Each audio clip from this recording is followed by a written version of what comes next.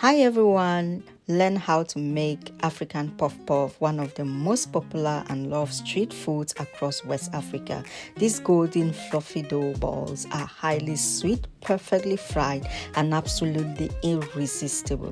In this video, I'll walk you through step by step through the process where you'll be using some simple ingredients like flour, yeast, milk, sugar, and butter to create the perfect puff-puff at home. Whether you are making them for a party, for a family gathering, or just to treat yourself, this recipe is guaranteed to be a hit. Serve them warm as a snack, breakfast, or dessert, and you'll be amazed at how quickly they disappear. If you enjoy this recipe, don't forget to like, share, subscribe for more delicious African-inspired dishes like this one. So the ingredients are as displayed on your screen. So first thing, you have to warm your water and make sure it is lukewarm, not hot, and then add 4 tablespoons of instant yeast. And remember, I'll be using 2 kilograms of flour for this particular recipe. So a tablespoon of instant yeast is equivalent to 500 grams of flour. So I'll add 2 cups of sugar, just 2 cups of sugar, nothing more, nothing less, because I don't want it to be too sweet. I just want it so normal and okay.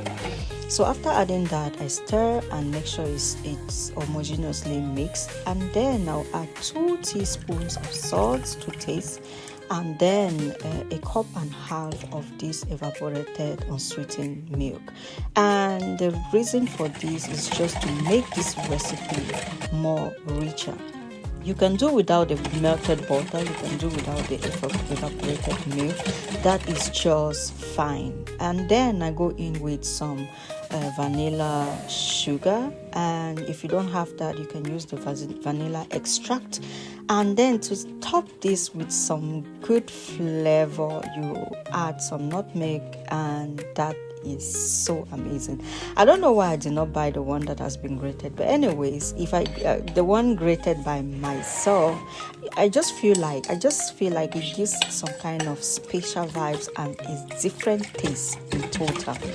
So these are the ingredients. I have mixed everything together, and the last thing that enters into it is my flour. And I realized this bowl was too little for this quantity of flour, so I had to change and swap into a bigger pot. And there you have it. So continue mixing and adding the flour until I get the texture that I really want. If you're bothered about the quantity of liquid that you should add, which is equivalent to the flour you want, please make sure that you mix everything dry and then add the liquid gradually. But since I already know what I wanted, I know the quantity I wanted to get for these 2 kilograms of flour, I just added everything. And moreover, the water wasn't enough, so I added it gradually until I get this consistency, and this is the consistency I want. But guys, at this point, you need to make good use of those hand muscles you have. I mean, it requires you to beat it and beat it and beat it until it is really fluffy, to stimulate that yeast in it to rise properly and to make the dough rise very smoothly, just like this. You can see that. You cover that with a film paper or this plastic, and then make sure you cover it with a cloth to trap every air or sunlight from going into it, because it will deactivate the heat from rising.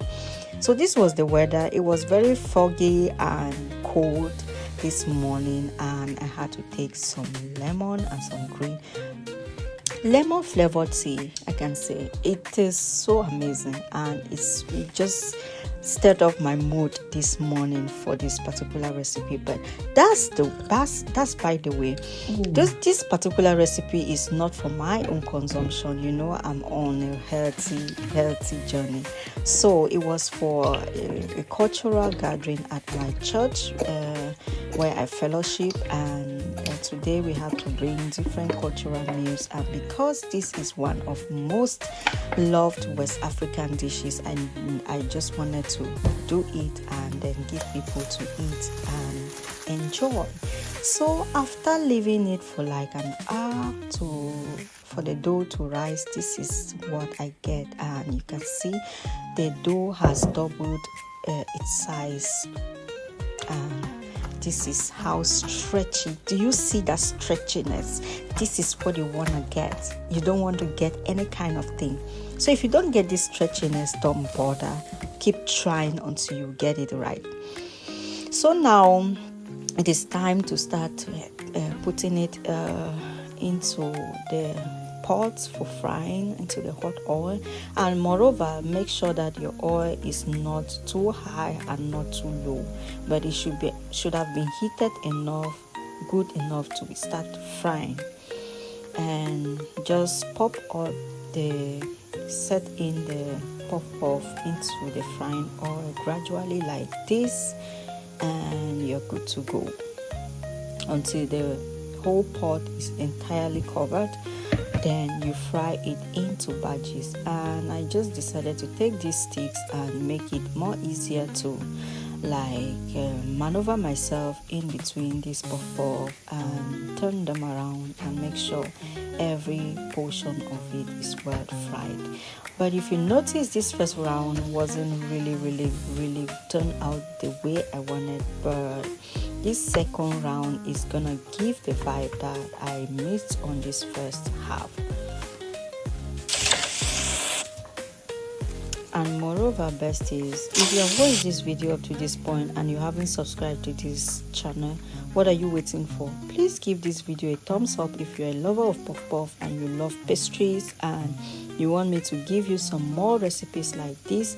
I love to bake, but I love to do more of the healthier versions to avoid the frying and to reduce cholesterol. And because I had to do this for the general public, I needed to do something a little bit unhealthy for this channel, but that's okay. Once in a while, right? You can eat the normal unhealthy way and it will not cost you anything. So eating this would not, I don't have to feel any guilt because I know I have my teas, I know I have veggies to eat alongside with it. So pairing some carbs with good veggies and proteins is a very good change, a game changer for this.